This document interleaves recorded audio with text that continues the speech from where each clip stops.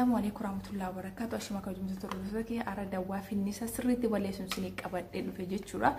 Ammaan dura finnisi fuula na balleessee ture waansa akkam godhu wallaalee isiniin jedhee isiniin mari'adheen ture. Arrammoo alhamdulillah jarri kiyya dawaa ajaa'ibaa abtanii jira. Rabbi isaan fayyaa sanaa godhu. Jarri arabaa kun sirrumatti waa beekani wallahi barnootas ni qabani. Yaa'u kanaaf viidiyoo haga dhumaa caqasaati suuraa isaaf birattiin sinii kaa bitadhaati irraa fayyadama. Akkasuma nama jaallattaniif sheerii godhaa finnisa nama qabu. Nama hedduutu dawaa oriijinaala dhabee rakkachaa jira waan ta'eef aniyyuu dhukkuba hidheetiin mana yaalaa dhaqe gaafa mana yaalaa dhaqumoo jarri kootu maalirraa akkan of eeguu qabullee naaf himanii akkasuma maal akkan fayyadamee na dhiisullee naaf himan jechuudha. Maarreega faayidaa isaa fi eessaa akka argattanii bitattanii fi waan hundayyuu isiniif nima jechuudha. Obboleeyyan kiyya irra hedduun keessanii osoo viidiyoo namaa hin caqasin osoo namni kun suuraa maxxansee moo dhiisee haga dhumaa naggeeffate rabbii jedhii suuraa sanutti maarreega Oromo sammuu keessan banaa hunda osoo hin taane namoonni takka jechuudha. Anis yeroo kiyya gubeetiin viidiyoo isin waraabuu jira. Isin garuu viidiyoo manamaa kana daqiiqaa 7-8 ofii kennitanii namni tokko yeroo mayyuu ofiin kennu ofii isaatu hin beeku jechuudha.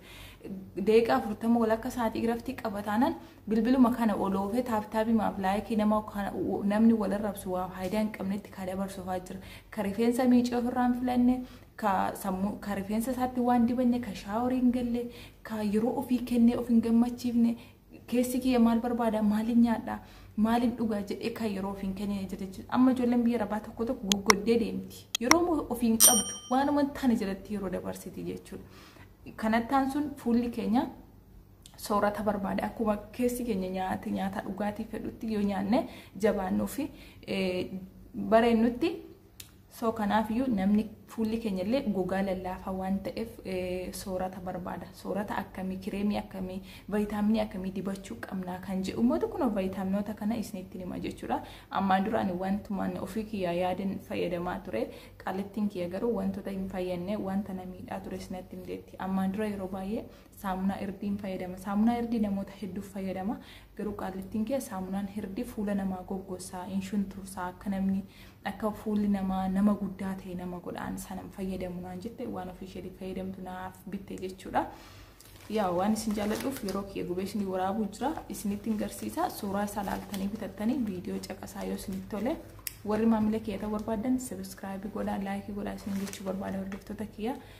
Kanattaan suni tokkoffaa irratti obboleeyyan kiyya fuulli keenya of gatuurraan kan wantoonni fangasiin finniisi wanti gugurraachi kan nutti yaa'u of gatuurraan maaliif qilleensi baay'ee gubaadha nuti immoo bishaan gubaan niqanne yoo ta'e bishaan gubaan baay'ee gaarii miti. Akkasuma yeroo qorruutti illee qilleensi isaanii baay'ee waan qorruu fi kireemii viitaaminii ka qabu ka fuula keenya kanaaf lallaaffisuu danda'u akkasuma ka fuulli keenya akka dafeen shunturree nu godhu sana fayyadamuu qabna jechuudha. Sana fayyadamuuf immoo dursa beekuu qabna jechuudha. Maaltu na fayyada jennee akkasuma saamunaa maan niqannee keessuma saamunaa shaaworii ittiin galtanii fuula keessan hin niqina. Ana sana na balleessa jechuudha. Saamunaan shaaworii foolii qaba.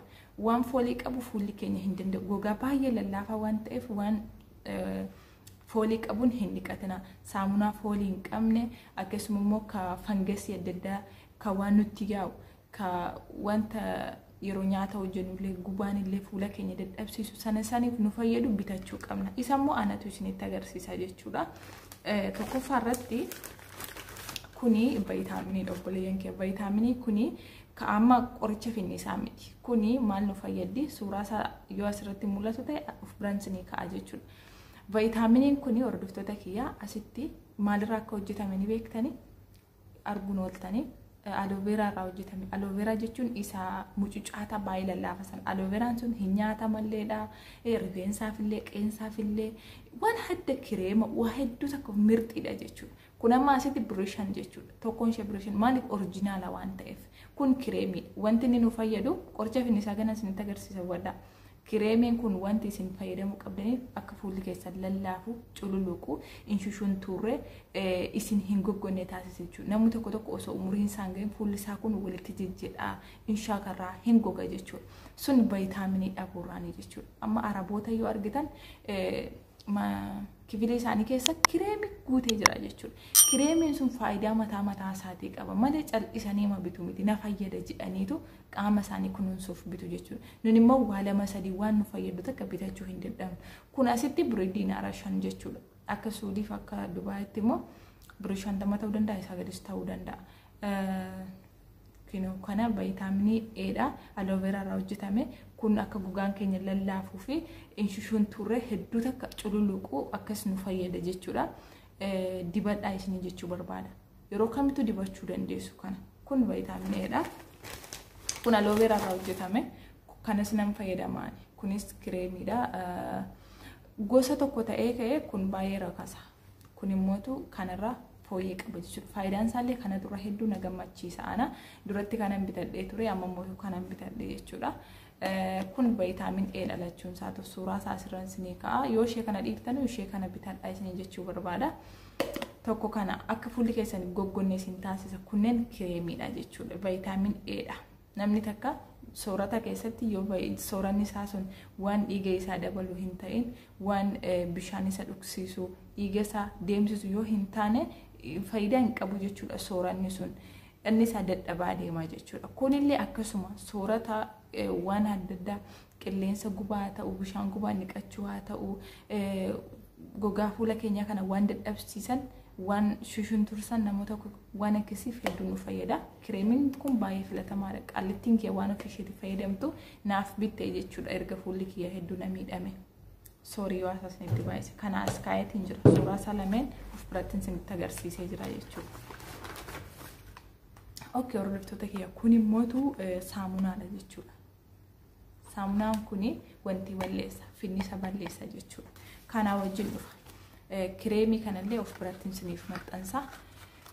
Saamunaa kanas bitatteetu kanas bitachuu dandeessa. Adda addatti jira jechuudha. Faarmaasii kam yoo dhaqxee argachuu dandeessa. Kana immoo kana suuqii normaal irraa bitatta baqa. Suuqii normaal irraa bitatta. Yoo suuraa kana itti agarsiifte yookiin immoo yoo suuqii dhaquu dandeessu ta'e suuraa kana agarsiiftee bitachuu dandeessa.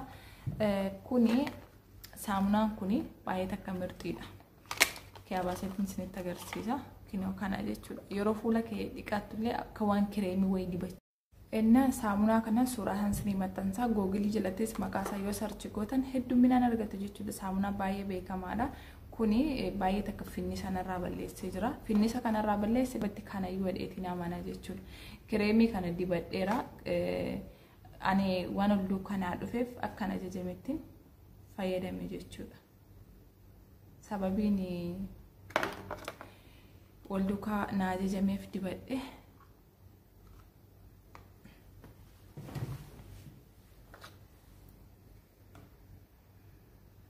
Akkasii hordoftoota kiyyaa kun wal duukaa na dhufe anaaf jechuudha. Garuu irra caalitti kan na fayyade kana hidheetii yaada. Kanaan dhiqadheetiin guyyaatti gizee lamaan fayyadamaa ture. Kanaan dhiqadheetan jechuudha. Kaartooniin isaa kunooti maqaa isaa isiniif maxxansa. Birrii xiqqaadha baay'ee takka bitadhaa isinii jechuu barbaada.